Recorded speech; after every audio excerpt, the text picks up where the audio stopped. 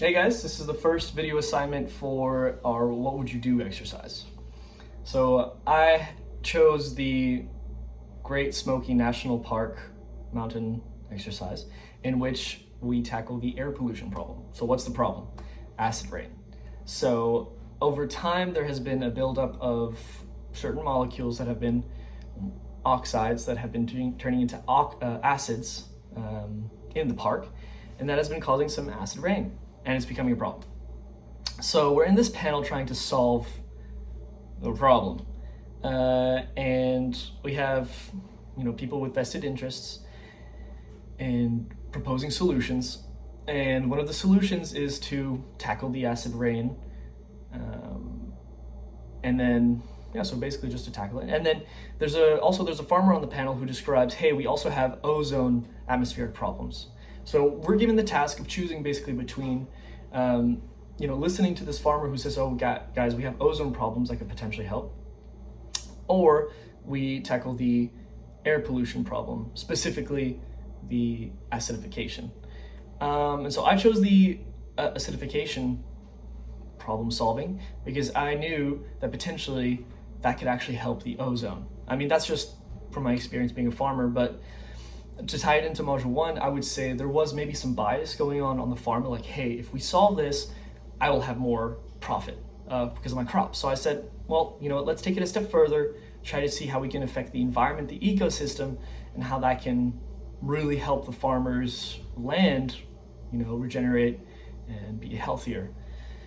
So that's what I went with. And so given the choice of tackling the air pollution problem directly through acidification, the EPA professional gave some advice. He said, okay, well, you have two options basically. You can either reduce the acidification of the existing moisture and bodies of water in the park. That will reduce the acid rain acidity, or you can actually reduce the air pollutants or the production of the air pollutants. And so I went with reducing the air pollution by the production. And so I chose that because in terms of sustainability, there's a problem here. The problem's gonna get bigger if we don't tackle it. So if we don't look at it from the approach of what is it's affecting right now and how is that going to build up and potentially take away, this resource, this service that we're giving people now, it won't last forever. So people tomorrow, the next generation, the next down the line, they won't be able to benefit from this service, the park.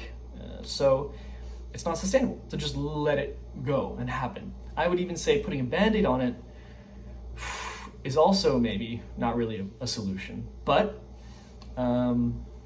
sometimes that's necessary. But here I thought, okay, well, let's tackle the problem and see if we can enable this to be a existing service for the future, which module 1 would imply it's sustainable. So that's what I decided. That's why we did that. And it turns out, this was super interesting, that the people on the panel didn't want to reduce the coal production, which was actually the biggest factor. 50% of the cause of acidification essentially was the coal production for electricity. So instead of tackling that, why didn't we tackle it? We didn't tackle it because it would increase the electricity prices for everybody in the region. So everybody said, okay, we won't do that. So instead of tackling that, we tackled the second biggest problem, which was the automobiles. And so the automobiles, instead of routing them immediately through the 31 miles specifically, that goes through the Great Smoky National Park, they're gonna invest in making roads to reroute the cars, the visitors, the tourists, into different regions so that the acid rain doesn't build up. So I thought that was cool. That was an initiative that we could actually put into place, and I was really glad to be a part of the solution. So I realized that by doing that infrastructure, we reduce the acid rain, we reduce actually the cost long-term of fixing the problem, and everybody gets to enjoy the service. So yeah, that was the first exercise, and I'm curious to hear what you guys decided on doing. All right, cheers for now.